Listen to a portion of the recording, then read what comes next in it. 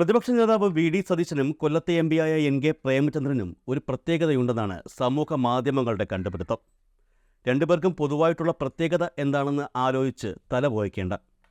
അക്ഷരസ്ഫുടതയോടെ പച്ച നുണ ഒരു ഉളുപ്പുമില്ലാതെ പറയും. ഇത്തരത്തിൽ പറയുന്ന കേരള രാഷ്ട്രീയത്തിലെ രണ്ടുപേരാണ് വി.ഡി. സതീശനും എൻ.കെ. പ്രേമചന്ദ്രനും. സംസ്ഥാനത്തെ ഇടതുപക്ഷ സർക്കാരിനെതിരെ നിരന്തരം ആരോപണങ്ങളും നുണകളും ഉന്നയിച്ചുകൊണ്ടിരിക്കുന്ന KSU ഇരട്ടകൾ ഇവരെക്കാൾ എത്രയോ ഭേദമാണെന്ന് തന്നെ പറയേണ്ടി വരും. റവല്യൂഷണറി സോഷ്യലിസ്റ്റ് പാർട്ടി, അതായത് RSP, പ്രധാനമന്ത്രി നരേന്ദ്രമോദി വിളിച്ച വിരുന്നിൽ എൻ.കെ. പ്രേമചന്ദ്രൻ പങ്കെടുത്തതിന് ശേഷം സമൂഹമാധ്യമങ്ങളിൽ RSPക്ക് പുതിയൊരു വിശേഷണമാണ് എത്തുന്നത്: റവല്യൂഷണറി സംഘപരിവാർ. അതെന്തോ ആയിക്കൊള്ളട്ടെ, ഈ RSP നേതാവ് എൻ.കെ. പ്രേമചന്ദ്രൻ CAAയുമായി ബന്ധപ്പെട്ട് ഒരു പച്ച നുണ മാധ്യമങ്ങളോട് പറഞ്ഞത് നമ്മളെല്ലാവരും കേട്ടതാണ്. രാജ്യത്ത് ഇപ്പോൾ സംസാര വിഷയമായി കൊണ്ടിരിക്കുന്ന CAAയുമായി ബന്ധപ്പെട്ട് രാജ്യത്ത് ആദ്യമായി കോൺസെൻട്രേഷൻ ക്യാമ്പ് തുറന്നത് പിണറായി വിജയൻ എന്നാണ് പ്രേമചന്ദ്രൻ അന്ന് മാധ്യമങ്ങളോട് പറഞ്ഞത്.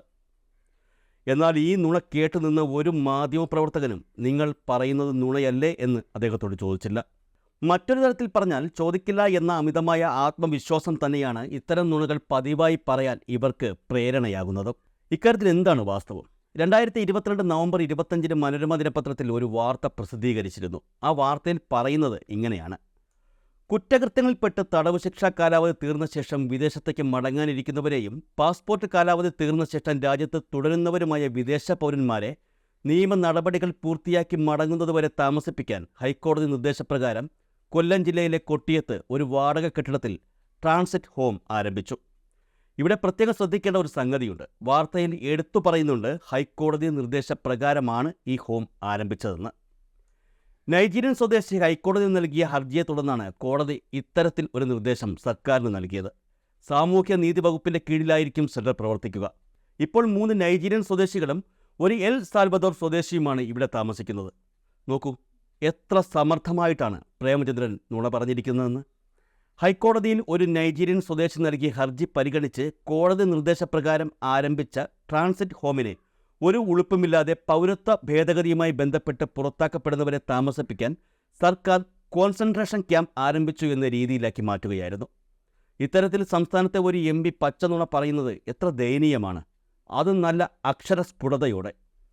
ഇത്തരത്തിൽ നുണ പറയുന്നതിലും ദയനീയമാണ് അദ്ദേഹത്തിൻ്റെ രാഷ്ട്രീയ നിലവാരമെന്നാണ് ഇടതുപക്ഷ പ്രൊഫൈലുകൾ ആരോപിക്കുന്നത്.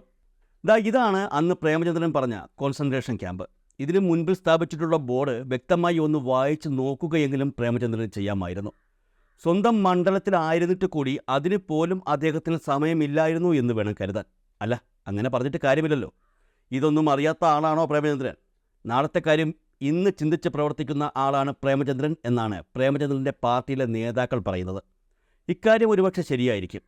സംസ്ഥാനത്ത് ഇടതുപക്ഷം തളരേണ്ടതും പ്രേമചന്ദ്രന് പിന്തുണ കൊടുക്കുന്ന രാഷ്ട്രീയ പാർട്ടികൾ വളരേണ്ടതും പ്രേമചന്ദ്രൻ്റെയും കൂട്ടരുടെയും ആവശ്യമല്ലേ? അതുകൊണ്ട് ഇത്തരത്തിലുള്ള നീക്കങ്ങൾ പ്രേമചന്ദ്രനിൽ നിന്ന് ഉണ്ടായാൽ ആശ്ചര്യപ്പെടേണ്ട ആവശ്യമില്ല എന്നുള്ളതാണ് യാഥാർത്ഥ്യം.